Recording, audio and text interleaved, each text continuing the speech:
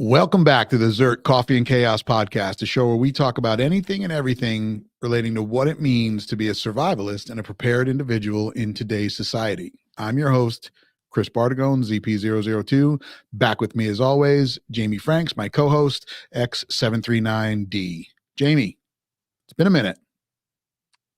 Well, not really. Well, perhaps not really. To the listener, but to you and I, yeah.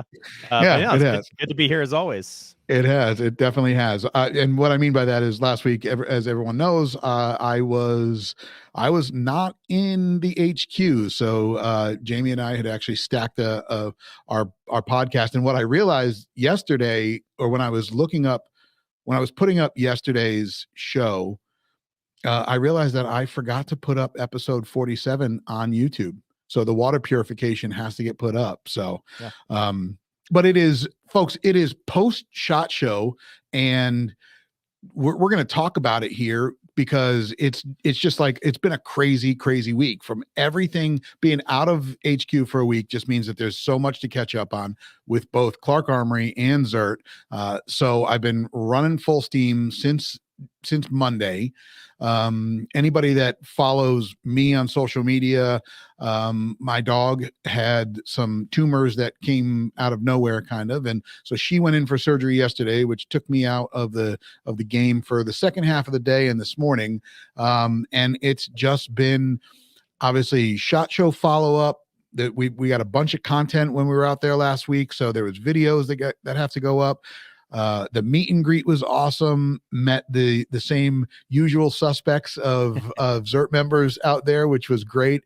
But you know, there was some confusion as far as renewing for your membership. So we did a little bit of a quick 2-minute video yesterday to kind of answer some of those questions. That's up on YouTube. So if you're listening to this show, and you haven't seen that video, head over to YouTube. It was also on social media. So if there's any questions about membership, you can find the answers there. So yeah, man, missed you last week out there in good old Vegas. Yeah. I think to the best of my recollection, which, you know, is getting spottier. I'm almost 45 years old, but, since 2013, I believe this was only the second SHOT Show I've missed since 2013. And to each their own. Like there's people that love SHOT Show. There's people that hate SHOT Show. There's people that, you know, that are kind of in the middle. I know people that have never been to SHOT Show and it's like a bucket list item for them. But I've been to SHOT Show enough times where if I'm going to make money by attending, I don't think it's a secret that I work for Lantac USA. Right. And so for a lot of years, I have been manning the booth 8 hours a day at Lantac USA booth at SHOT Show. Right. And so, you know, in that case, I'm making money to be there. There have been times where I've been there and just kind of have had my expenses covered. So I'm just kind of breaking even by going. So that's no sweat off my back. But like this year, I kind of would have been losing money to go. And so I just decided it was still no sweat off my back to miss out on it. But and so SHOT Show is an interesting animal. I mean, it is. And, you know, I read your post before SHOT Show, and then there was a lot of other people that kind of had the same type of thing. And even the comments on your post, you know, SHOT Show for me has always been the same thing, right? Wearing uncomfortable shoes, standing in a booth for 8 hours, talking to a lot of people. And there's that's not a secret, by the way. Like that's what it is. And unless you pay for the super plush carpet, you're standing on a thin piece of carpet on concrete all day. We learned that the hard way. Right. Exactly. Not fun. Talking to a lot of people that want to, and that carpet is well worth the money. Right, exactly. Right.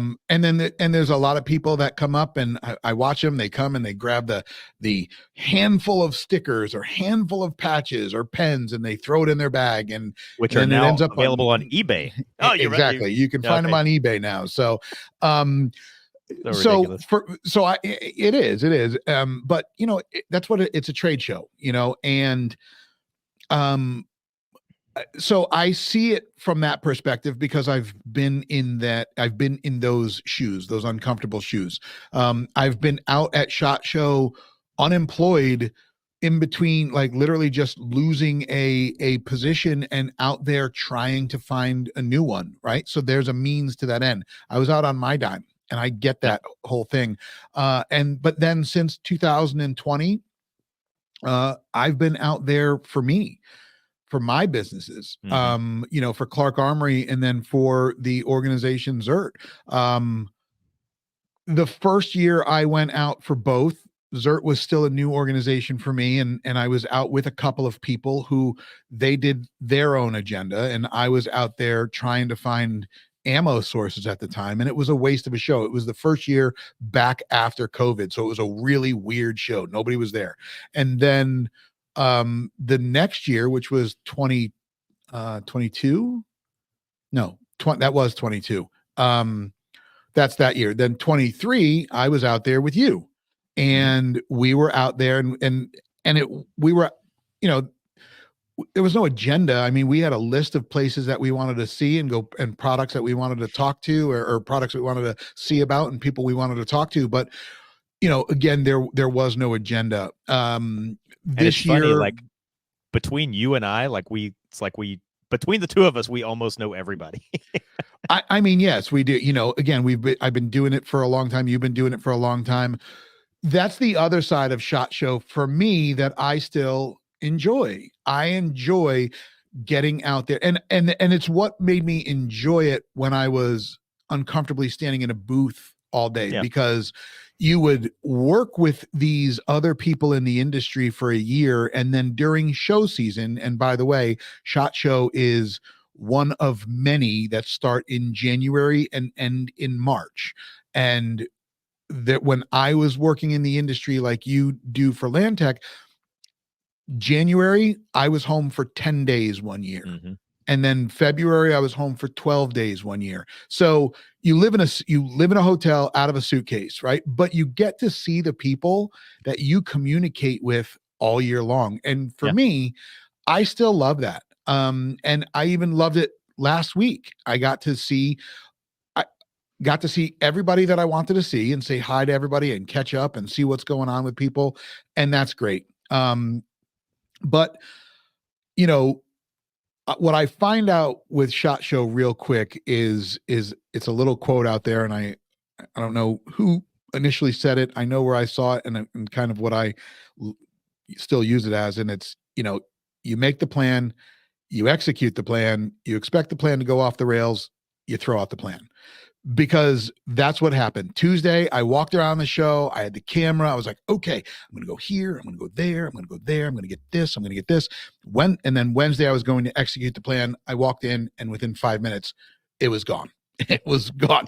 And so it was like, holy crap. And so, you know, so Thursday, it was execute that plan to the best of my ability, and then I knew that I had Friday as well.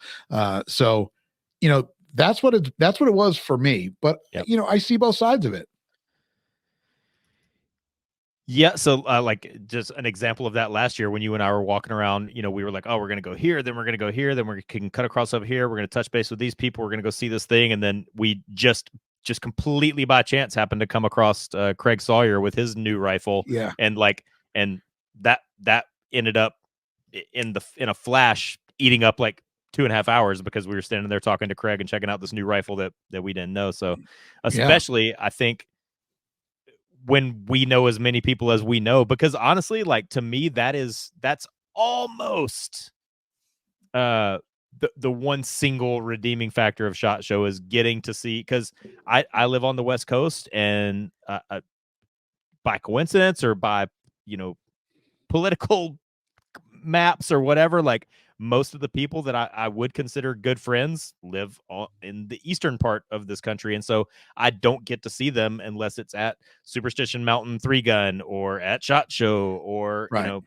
or Multi-Gun Nationals or, whatever it is like that. But, or if right, I go to West Virginia to shoot in the world championship or what, that's the only yeah, time I get to see these people that I actually do consider good friends that are really good people. That's yeah, the firearms industry there's some turds, but the firearms industry, in my experience, is really full of good people. That's It is, and you know, you're going to get that in obviously every yeah, industry. But you know, I go back to when I worked in the automotive industry, and sure, there's SEMA, right? But I never spoke. I don't know. For me, the firearms industry has been a little bit more close knit than any other industry that I worked in, and there haven't been a lot. But I did work in the automotive industry, and I worked, you know, at as a district manager for Goodyear, and then for a tire distributor. Um, I didn't connect with other people. I guess the only other one would have been like Home Depot, and as Lost Control, like we would gather for those type of situations, and you know, but for training, but it wasn't like this. yeah. And maybe that's because there's multiple facets of the industry, right? There's the manufacturing side, there's the dealer side, there's the media side, you got the sporting side of it, the competition shooters. And you know, where, like you just said, as a competitive shooter, you know, you may talk to Scott McGregor a lot, but you don't see him Who's that? that exactly, good old Nah, I'm kidding. Scott McGregor. Um, but Scott you know knows what? everybody. But That guy knows everybody. he does. And I mean, I remember meeting Scott way back in the day when Smith and Wesson in Massachusetts used to have their indoor nationals and their bug match. Um, you know, and it was just cool. Like that was the first time that I met Jerry Miculek. I was like, oh my God, here he is, the man shooting a bug match, which is backup gun match with a revolver. Right. I was like smoking everybody, of course. But you know, it was so cool to see shooters like that this close to where I'm at. So for me, that's what SHOT Show will always be. I got to, you know, ZERT was out there this year on a media badge. So the point was to grab content and connect Mhm. with different companies to provide more benefits for the ZERT members, as this year is going to be a big year for ZERT. There's a lot of things coming that we've kind of alluded to, and we will continue to. And you know, like high vis sites, ZERT members get a discount to those sites. Now that's on me because I probably didn't put that information out sooner, and I'm going to get better at that. But you know, if I could clone myself, I would. But Well, there's a set of high vis sights that I want for my shotgun, so I there will it is. be looking for that myself. There it is. So you know, there's always the cool things. And let me tell you this, and I'm going to ask you this question. You've been there for however many years you've been there. Have you ever walked the entire show floor, which is, I found out, 13.9 miles? I think so. I think I can say yes because the first year I was there with Landtac, we were down in the basement that everybody calls it. Mm-hmm. And so like I think the first time I was there actually working for Landtac, I think that was my second or third SHOT Show. And so being down in the basement, I'd never seen that part before. And then a couple of years ago, I was out there, with our friend Russo, and Oh, he took me up into this, like, one of the upper floors where there's like these little private meeting rooms where you can meet and make deals and sign contracts and orders and whatever else. But and so, like, I had never seen that part before, but like I would probably say maybe the last 3 SHOT Shows I've been to, now that I actually know where all the things are and like all these little parts of the show floor that I didn't know existed, I think now I have probably walked, every room and the entire show floor. And now, actually, I can kick this one back to you. Like, last year you had to go across that little yeah, pedestrian bridge, and there was that actually like new little right. part of SHOT Show that we got to see last year. That was new for me. Yeah, And so I didn't know if did they have that this year? Because yeah, of course. Oh, yeah, they did. So okay, expanding the Caesar Forums was their plan in the year that COVID right. shut down. Because I remember in 2020, and this is when I was with Ammo Inc., we were picking our booth, and they were encouraging manufacturers to move over there. Hmm. Um, So this was year 2 with Caesar's Forum, and you know, I don't know if there is still a wait list to get a booth at SHOT Show. I have no idea. I've not been in that arena yet. In a perfect world, if things all work out, ZERT will have a booth at SHOT Show next year. There's some exciting plans here for ZERT members next year for SHOT Show. So Yeah, you and stay I have tuned for that. talked. You and I have talked about some really, I think really cool and interesting and different ideas for a ZERT booth. So, Yes. I Yeah. hope Yeah.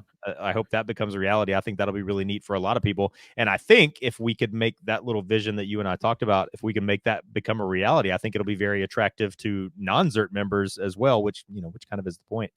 But Right. the reason I even asked about the Caesars Forum thing is, but I have a really good, long-standing relationship with CMC Triggers, Oh yeah. and when I saw the pictures of their booth online this year, it looked like they weren't in the same place that they were last year. But They were. they were okay, because Yep. that's also kind of one of the little insider things of SHOT Show is the longer you're an exhibitor there at SHOT Show, like as people fall off, your booth kind of migrates towards a better position the longer you're there.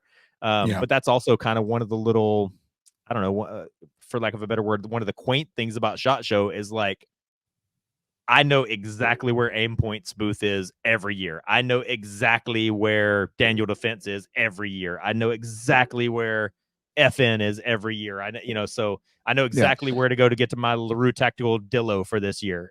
So some people, like, I think that's kind of their SHOT Show strategy is to stay in the same place. But if you're, like I said, a good example of that is Landtac. When I started out with Landtac, we were in the basement and we moved up and then we moved up again. And now we are directly adjacent to the big room. And Right. actually, I think we have our little piece of real estate that everybody knows where to find Landtac. So Yeah.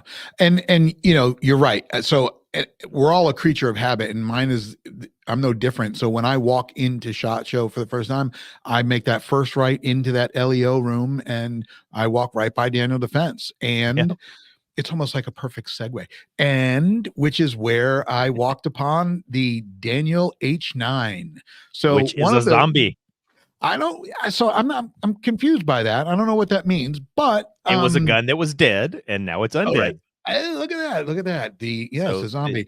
the So Daniel Defense the, H9 is a zombie. it is. It is. It has been resurrected. What can I say?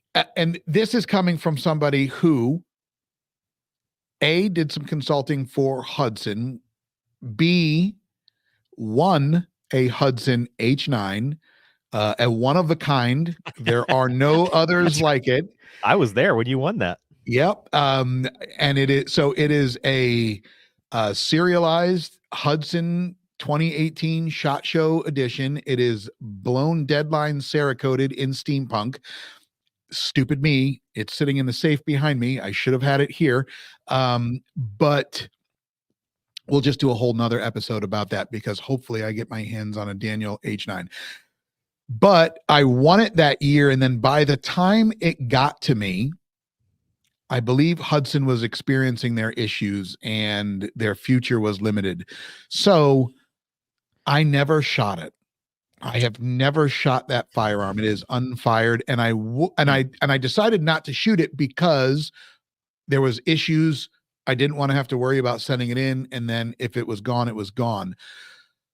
So the first thing I did was I saw the social media post about the H9, and I'm looking at it. I'm like, that's the Hudson.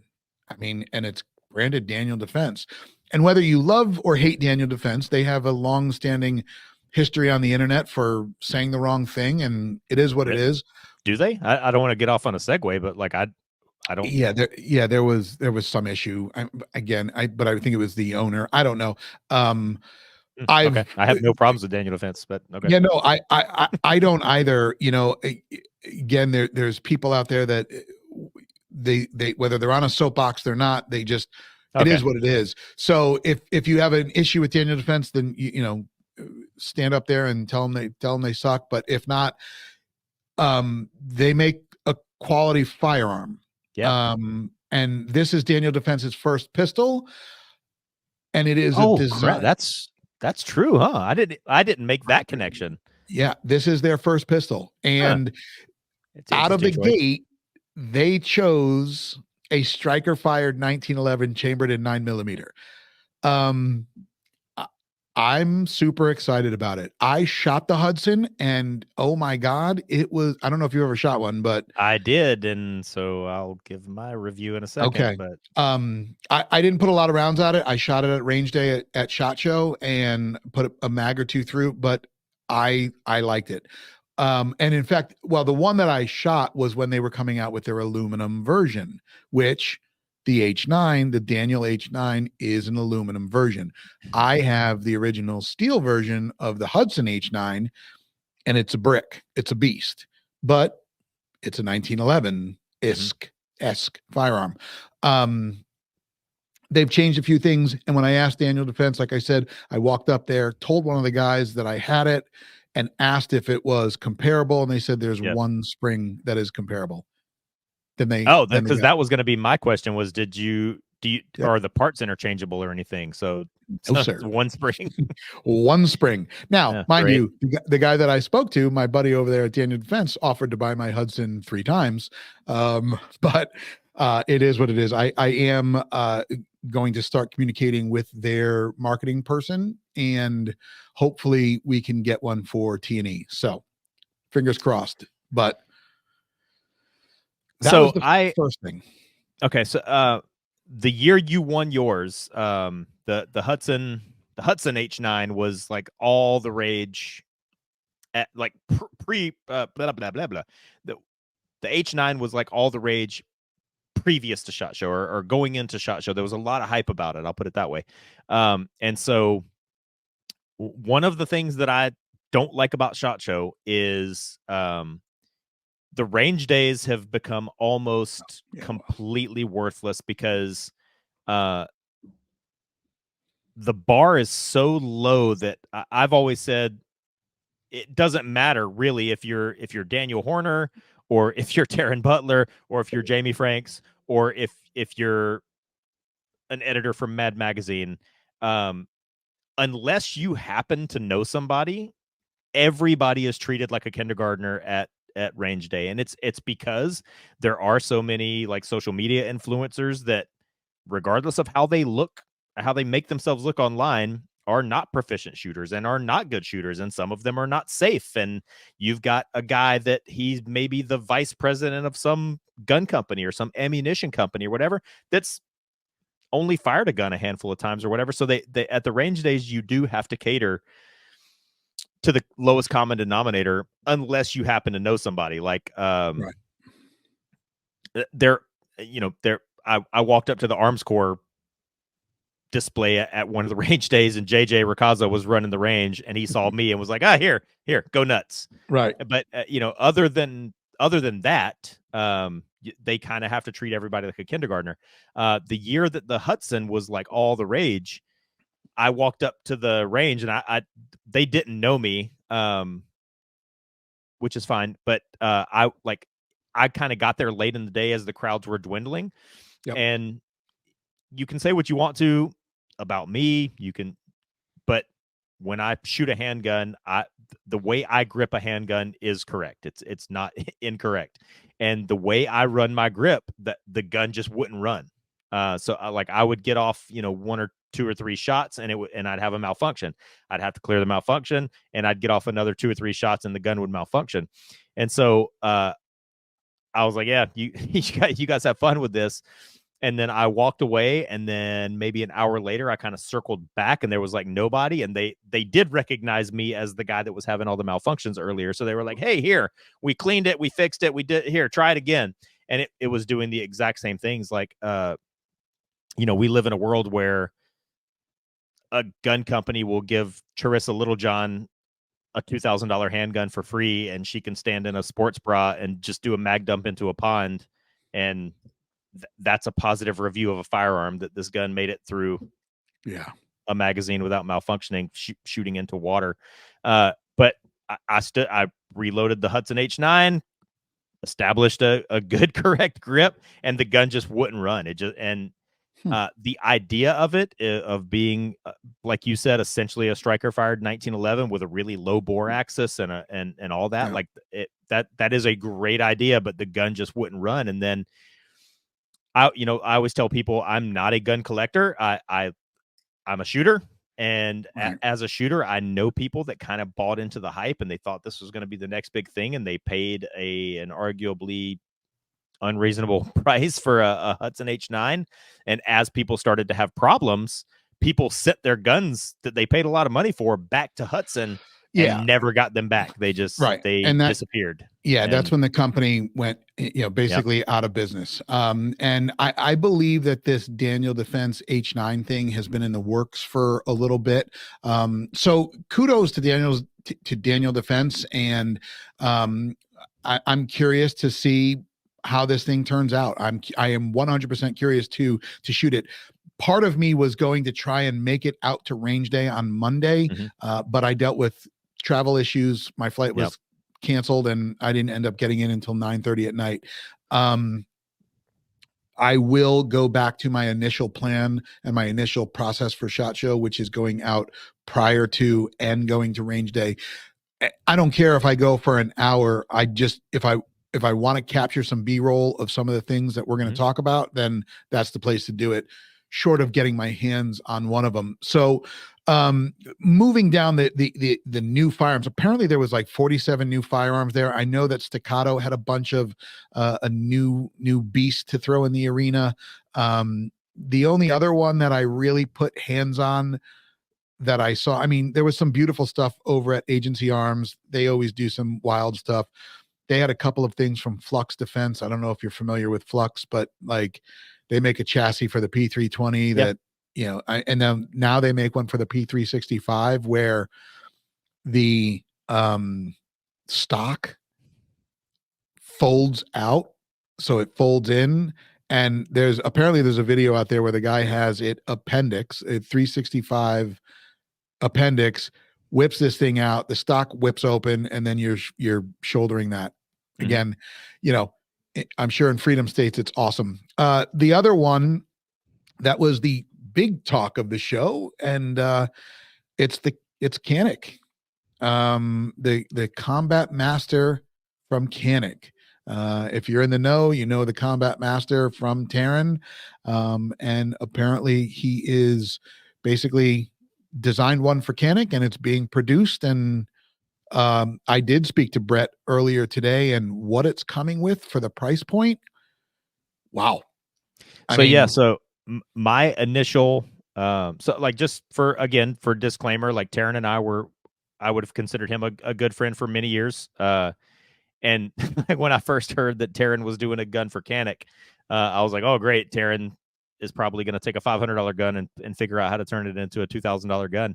But yeah, so it's going to come in at less than $1,000 is what, or right around $1,000. yeah, I think the MSRP And is $999. okay, so I mean, you know, a SIG But PT-26 is $900. So I mean, that's right, but what you get with that is apparently, and again, who knows, but a hard case, 3 holsters. three holsters. Oh no, sorry, not 3 holsters, 3 mags, a Okay, okay, okay. holster, a holster. You get the Terran tactical coin, whatever. I'm talking about like the stuff that would value the firearm. So the holster, the 3 mags, the firearm, it comes in a hard case.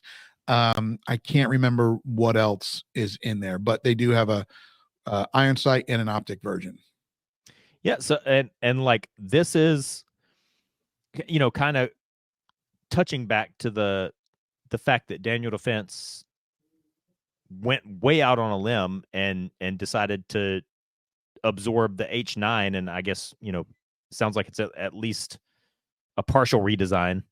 The exterior of the gun still looks the same, but kind Right. of a typical rule of SHOT Show is that big companies, whatever they unveil at SHOT Show is going to be some small change to something that they previously had, because big companies that are established in the market, like Daniel Defense, or like Glock, take Glock for example, they can make a small change and they can this gun that they released last year as a single stack, they can basically release the exact same gun this year as a double stack, and that makes it a new firearm. You said there were 47 new firearms, but that's how loosely does one define what a new firearm is. Right. Right. So it is really interesting to see. These are kind of this is both sides of the spectrum that kind of go against what is a typical SHOT Show. You've got a very well established manufacturer that is Daniel Defense taking a huge leap on this Hudson H9, which was previously a failure that they want to bring back. So I would be very, very, very interested to run one of those guns and see, because for Daniel Defense to decide to step up and put their Right. name on this thing like that, to me, that's significant. On their first entry into pistol. Yeah. Right. Like, so yeah. I But got to then, tell you that it is one of the most exciting things that I saw at SHOT Show and that I want to get my hands on. yeah, for sure. And because I don't know. I really, honestly, I don't know what you were talking about before, where people have some beef with Daniel Defense because of something that was said and whatever. But Daniel Defense makes good guns. Period. I Yeah. dare anybody to argue with that. And so Yeah. for them to take this huge leap of faith on this gun that was previously a failure, that to me, that's a very significant signal. Yeah. And so that's one end of the spectrum. And on the other end, you have Canik, who I would say 5 years ago, nobody even knew the name of Canik. And so Right. typically big companies come to SHOT Show and they make small changes and they release it as a new firearm, even though it really isn't.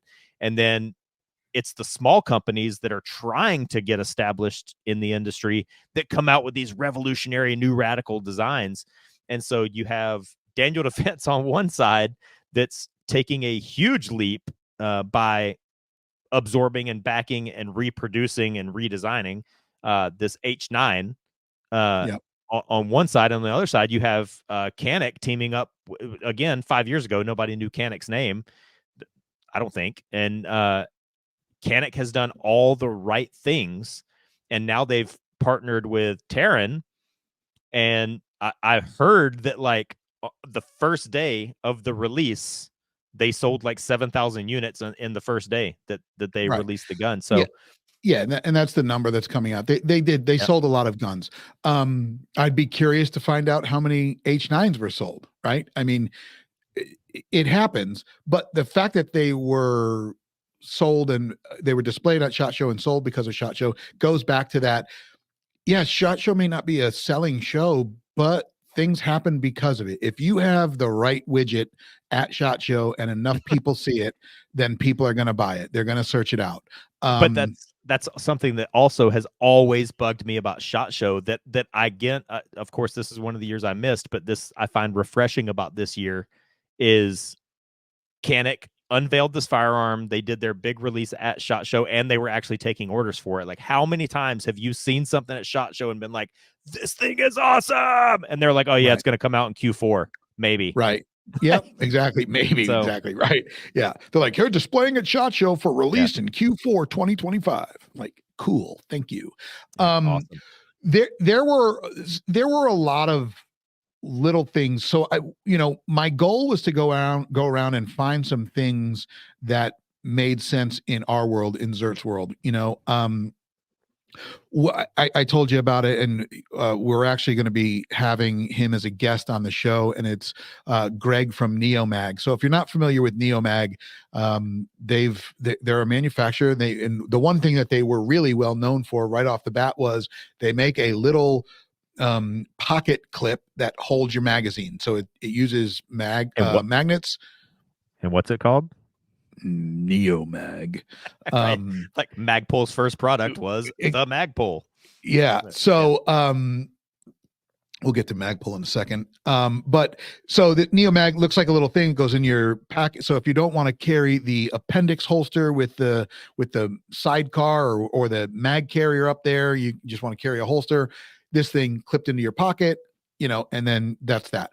And then they've expanded since then, but they've got one of their coolest things that I saw, and we did a little video on it. It is going to be coming out.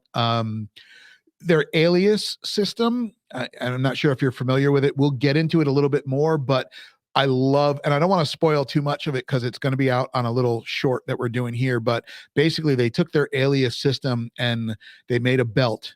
So it allows you to basically have it on the inside of your belt, and you can go covert to overt with their entire system. And it's really cool. So won't spoil too much there, but I mean, I love their products, and Yep. that kind of stuff fits in our world. There One of are a the other few companies that Go ahead. like there are a few companies that because of their Neomag's a perfect example is where I'm going with this, but like they've never Neomag's never came out with anything that sucked. Like everything that Neomag has came out with has been really cool, really innovative, and actually very utilitarian. And Neomag is one of the companies that's like on this short list that I have that I would almost trust anything they come out with. And again, as a shooter, not as a gun collector, and not as a I'm not a gun influencer really. Like if there's something that I have me personally that I have 2 or 3 or 4 of them, it's because it's a good piece of gear. I have a Neomag Sentry strap on every single one of my rifles, like, Yeah. just for example. So Yeah. so Neomag is one of those companies that I almost blindly trust that whatever they come out with is going to be legit. So yeah, I'm really interested to see that. Yeah. One of the other things that I had seen it 2 years ago at SHOT, or a version of it, and wanted to find that company again, and I ran out of time. But there is a company that I spoke to, and I went back to do the interview, and the guy that I spoke to the day before wasn't there. So we're going to reach out to him afterwards. But the company's called Faraday Defense Corp. And they're the Faraday bags.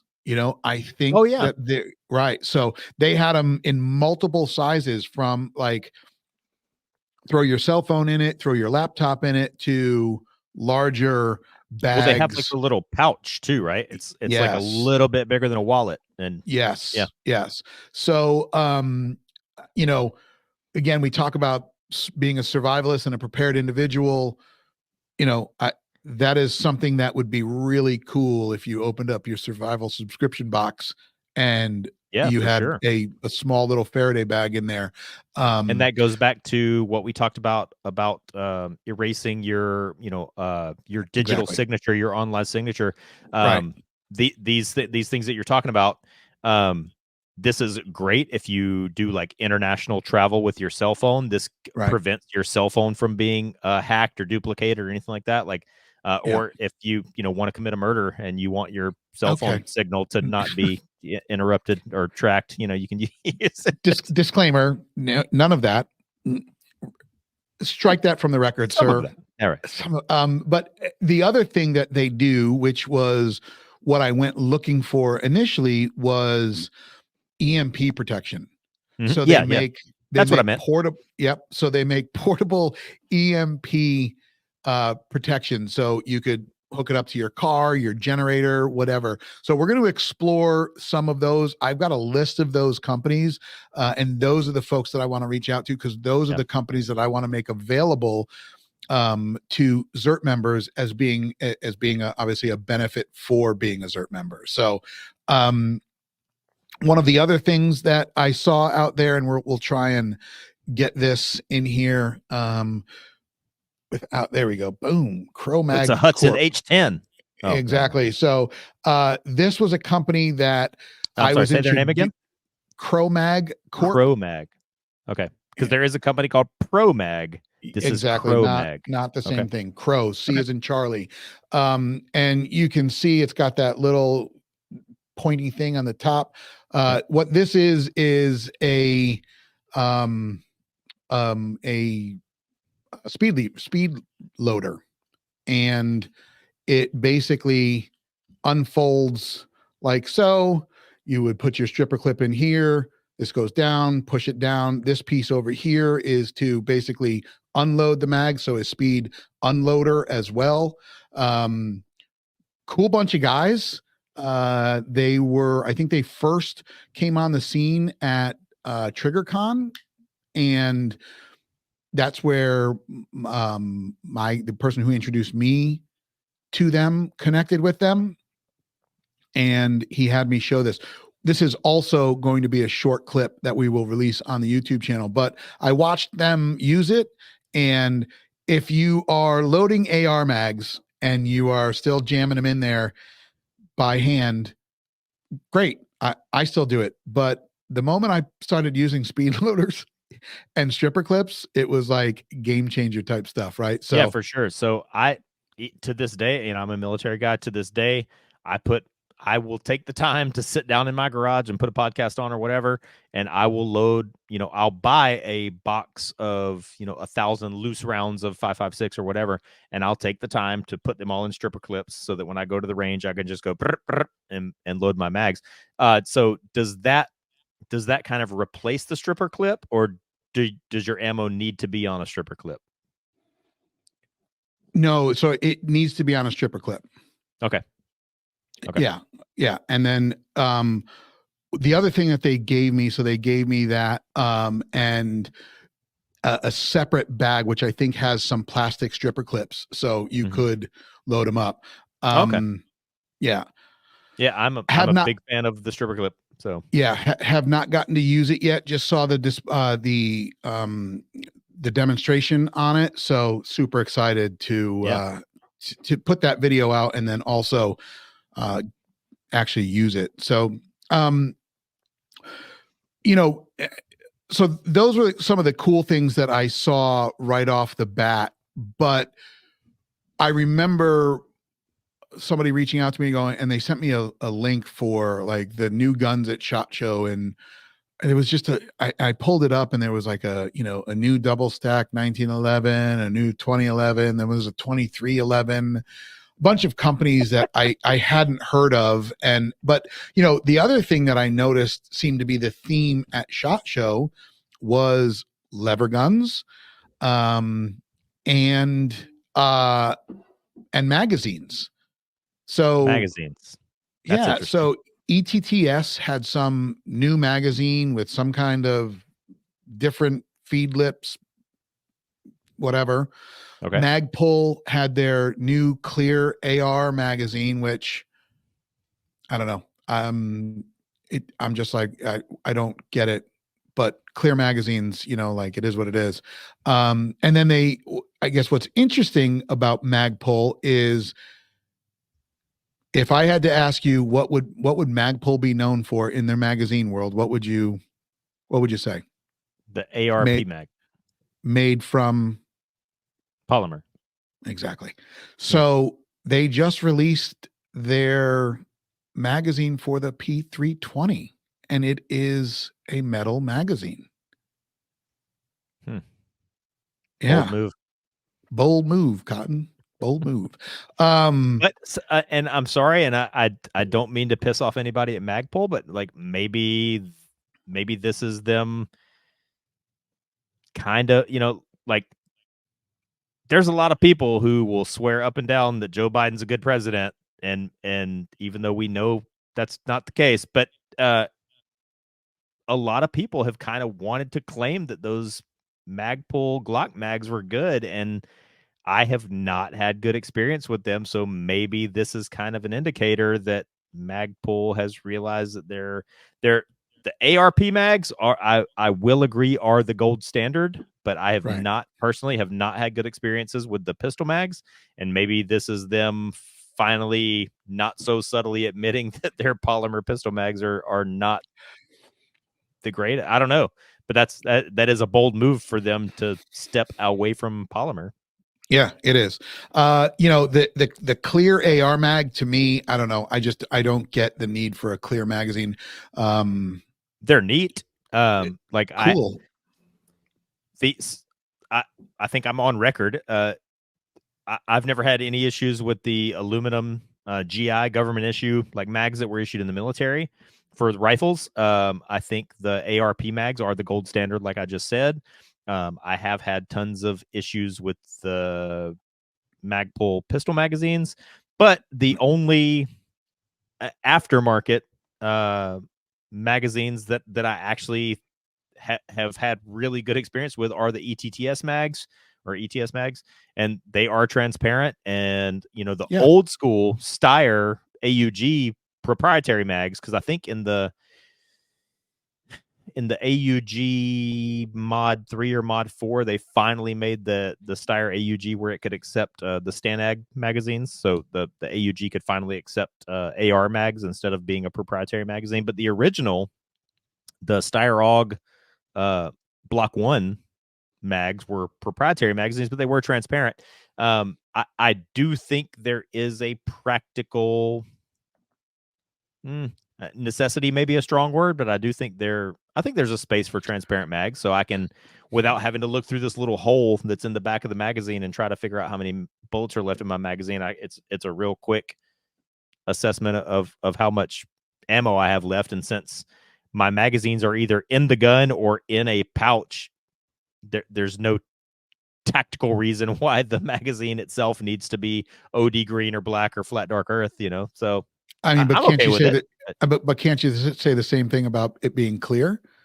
I mean, I get it if there's no indicators at all on the firearm, and I think Glock does a very good job with the amount of indicators, but Yep. there are some that do not, and SIG is one of them, I believe, where there's you get a 5 and a 10 and a 15, and anywhere in between there you've got to guess. So you're right, there is some space for that for on that case, I guess.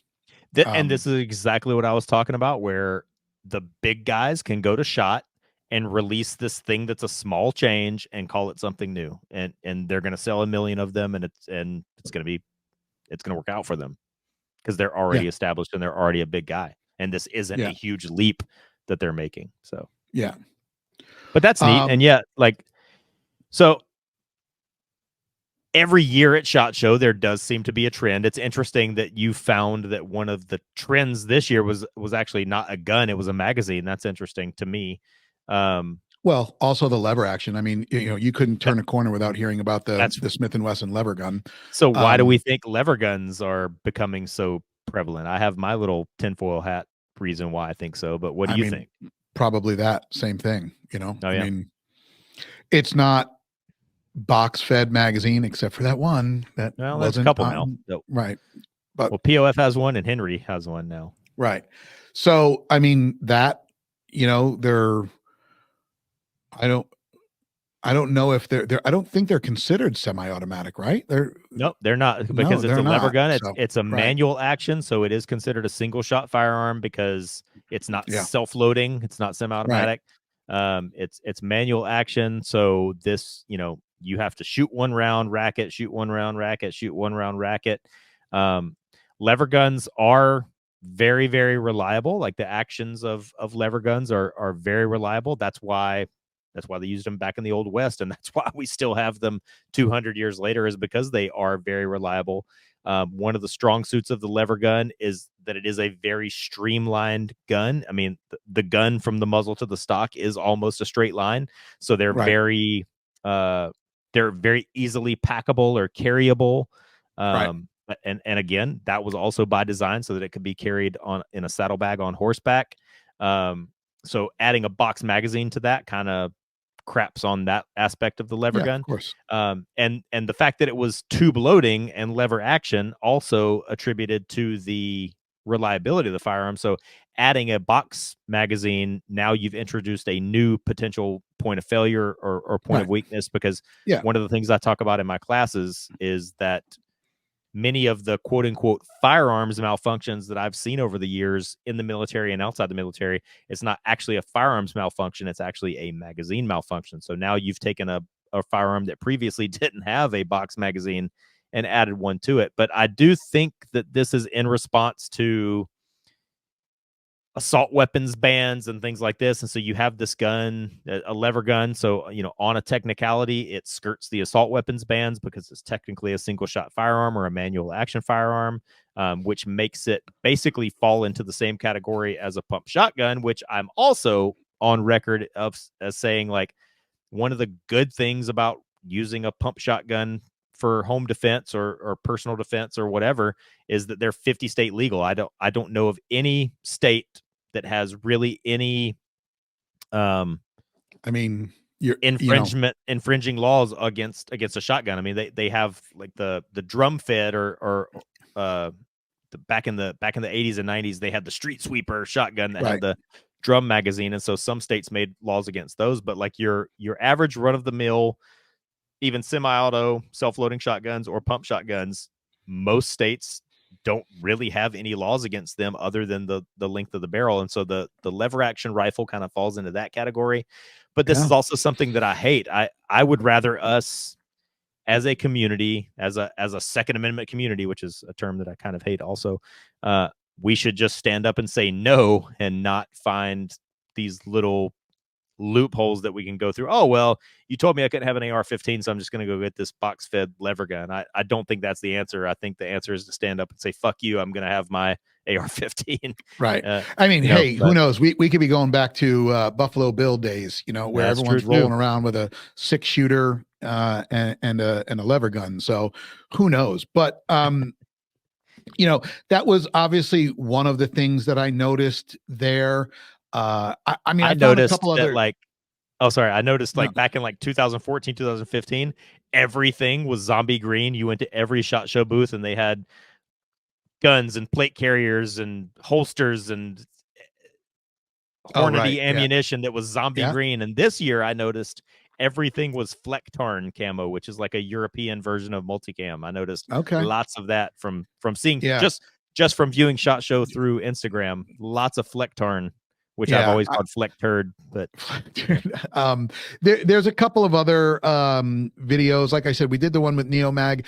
I just happened to run across this thing um last day. I went over to go Mhm. see somebody and say goodbye, and they weren't there, and I walked around the backside of the aisle, and there was this top loading survivalist, like, crossbow type thing. So I'm kind of interested to show that. And basically they make two versions right now. Well, they make, no, three versions with a fourth coming out. The fourth is called the A10, and it basically takes crossbow bolts and it loads into a magazine, and it's a top loading magazine, and then it's basically a break and put back, and that cocks the string.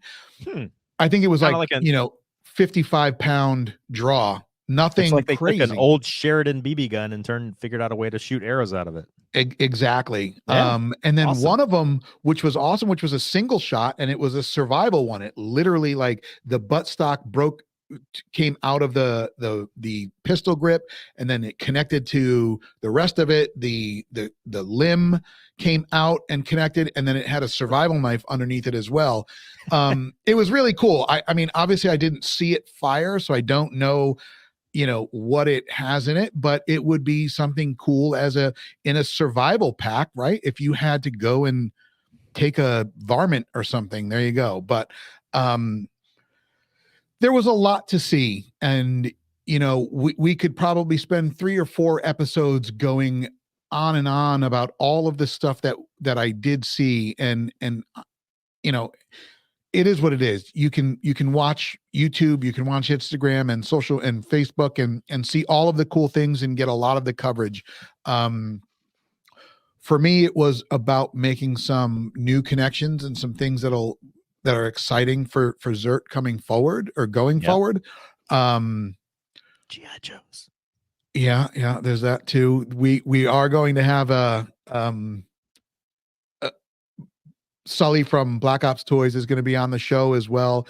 There is talk about expanding the ZERT figures. I That would be did so get to cool. see one of them, not the XP001 remastered, which, by the way, at the time of this show being out there, they will be on pre-order for the limited run on the ZERT website. So if you're looking for one, you can pick it up there. It might be a Hmm. combo with your own Death Blossom party shirt. But I did get to see the other one that he was walking around with. I mean, the detail on them are just so amazing. So, just keep an eye out for those. And then, you know, keep an eye out for that conversation that's coming soon Yeah, it's with so cool. Black Like Ops so, Toys. I try as hard as I can to kind of brand and advertise myself as a man's man, but in the closet, I'm really a nerd. And for many years, I've collected GI Joes, and yeah, like exactly like you're saying, like the detail on the tactical gear and the plate carriers and the radios and the rifles and the magazines and all, like the smallest pieces of ancillary gear and the helmets and the ear pro and the like this gun has this suppressor and like all that kind of stuff. Like the detail is phenomenal, and I'm very excited to see where that comes out, So, as a guy that's a nerd kind of in the closet. yeah. Listen, it's fun stuff. But guys, this was just a quick follow-up to that show. I had a great time with the members out there at the meet and greet. We had a great turnout. Hopefully y'all did too. SHOT Show is over, and we are a year away from the next one. And what I can tell you about the SHOT Show that I spent out there with you to the SHOT Show that I just went to without you is the year went by in a blink of an eye. It sure did. Before you know it, we'll be talking and planning SHOT Show 2025. But in the meantime, there's a lot coming with ZERT. So keep your eye out, your ears open. And until next time, we'll talk to you guys very, very soon. Jamie? Well, between SHOT Show 2024 and SHOT Show 2025, there will be this little thing called an election. So make sure you're participating in that wherever you come down. And remember that it's easy to be hard and it's hard to be smart. Awesome. Okay, guys, stay safe out there. ZP002 out.